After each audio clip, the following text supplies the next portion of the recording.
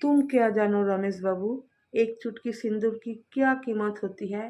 আমি বলছি এক চুটকি সিন্দুরের কি কিমত। খুকুমণি থেকে তোমাকে বৌদিমণি বানিয়ে দেবে এই এক চুটকি সিন্দুর। রাজকুমারী থেকে তোমাকে চাকরানী বানিয়ে দেবে এই এক চুটকি সিন্দুর। ছাত্রী থেকে তোমাকে দিদিমণি বানিয়ে দেবে এই এক চুটকি সিন্দুর। ছেলে মেয়ে হবে, ছেলে মেয়েকে পড়াশোনা শেখাতে হবে, তাহলে তো দিদিমণি তো হলো, তাই না?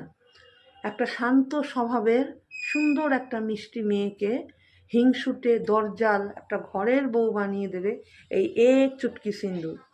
যেই মেয়েটা বিয়ের আগে বিভিন্ন রকমের ড্রেস পরতো, সেই মেয়েটা বিয়ের পরে এসে সবার জামা কাপড় কাচার ধোপা বানিয়ে দেবে এই এক চুটকি সিন্দুর। তারপরে তো তুমি তো এই এক চুটকি সিন্দুর পরে যদি তুমি না আসতে শ্বশুরবাড়িতে, তাহলে তো তুমি জানতেই পারতে না। তোমার বাবা মা তোমাকে এতদিন কিচ্ছু শেখাতে পারে নাই, তুমি একটা অকম্মার ঢেকি। তাই एक चुटकी सिंदूर की कीमत क्या है देखो भाई।